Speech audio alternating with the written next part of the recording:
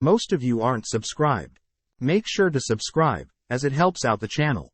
Without further ado, asking Emma about the issue, our trio learn that the lizardmen and the orcs tasked with protecting the Demi-plane have grown depressed, knowing that they'll never be able to defeat their masters.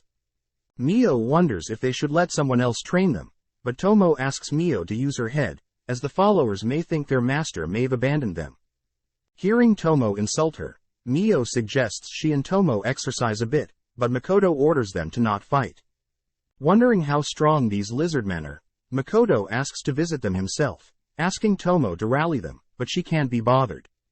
On top of that, it seems Mio's ALK followers are all individually strong, not experiencing any dissatisfaction, and have even begun producing medicine and experimenting with alchemy. Erecting his Kai ability, Makoto listens to some orcs having lunch, overhearing them talk about how Mio and Tomo are undefeatable, only allowing the strongest to even land hits. But Makoto is worse, as no one can even come close to touching him when he's using his bow, but if you're somehow able to get close, he'll simply create a massive explosion, sending everyone back. As the orcs chat, they wonder if the lizardmen feel the same, as different races never get to see each other train. Feeling bad about going hard on the orcs, Makoto wonders what he should do, but is distracted by Mio, who has taken a liking to tomatoes. Pleased to hear that, Makoto suggested boiling them, or even dehydrating and soaking them in oil. As Tomo meets up with them, she reports that her lizardmen are experiencing similar things, unable to overcome their weakness. Hearing this, Makoto realizes that the orcs and lizardmen are not talking to each other, which Emma states that species keep their tactics confidential. Pondering for a bit, Makoto thinks about what would change if the orcs would use the lizard's fighting style or vice versa. But Emma doesn't understand, prompting Tomo to step in and ask Emma if she thinks that the orcs or lizardmen would grow stronger if they remain how they are. Just then, Tomo gets an idea, which Makoto makes her promise will not cause any casualties. Gathering all the orcs and lizard men, Tomo sets up a duel between the greatest warriors from each species, in a one-on-one duel. Calling out a representative from each side, Tomo's fragment announces Agaras, the representative for the Highland orcs, and from the mist lizards Liddy. With both courageous warriors taking the fight seriously, the duel begins, prompting Liddy to blast Agaras with a wind roar, only to pounce on Agaras. Remaining calm, Agaras conjures a shield, halting Liddy's advances. Now on the offense, Agaras smashes his axe into the ground, blowing Liddy back, but Liddy takes the chance to carve up Agaras with his wind roar, moving in for the finishing blow. But Agaras had wanted this, grabbing a hold of Liddy's tail, only to slam Liddy into the ground, ending the battle in Agaras' favor. Seeing it as now as the perfect opportunity, Tomo states that although both warriors put on a good show, they are completely hopeless when compared to Mio, Tomo or Makoto. Picking the crowd's brain, Tomo states that they may be weak compared to our trio, but this doesn't give them the excuse to continue to stay how they are.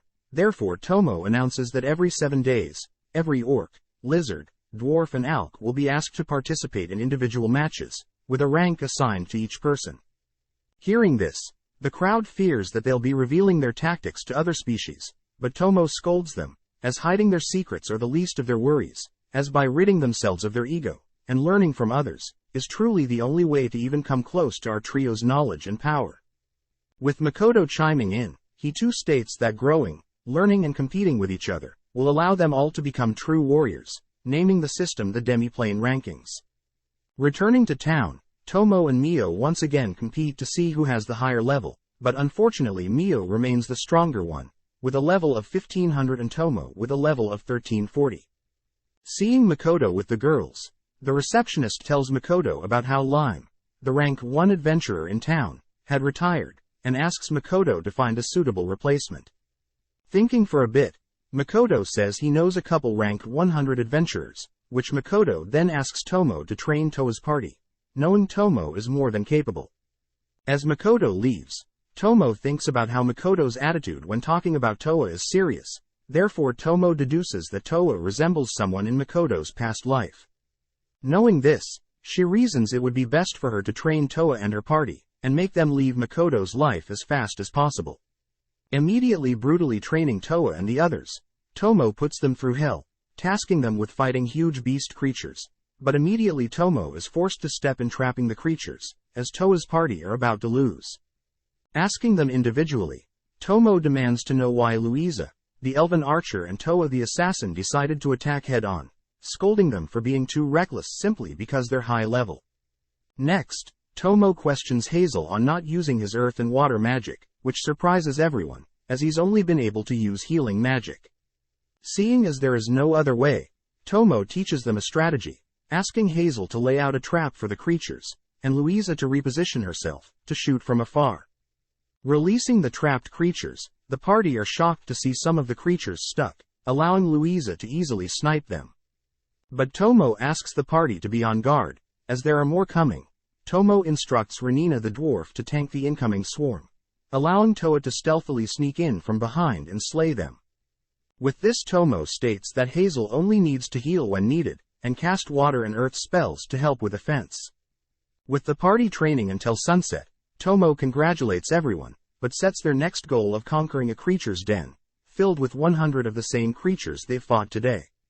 Hearing this, the party states that they're still too weak, but Tomo states that she knows they are able to achieve such a feat, ordering them to rest for today, but tomorrow she expects them to report back to her, succeeding in conquering the creature's den. The next day, Tomo waits at the guild for Toa's party, learning that the den she had assigned is actually quite impossible for Toa's party.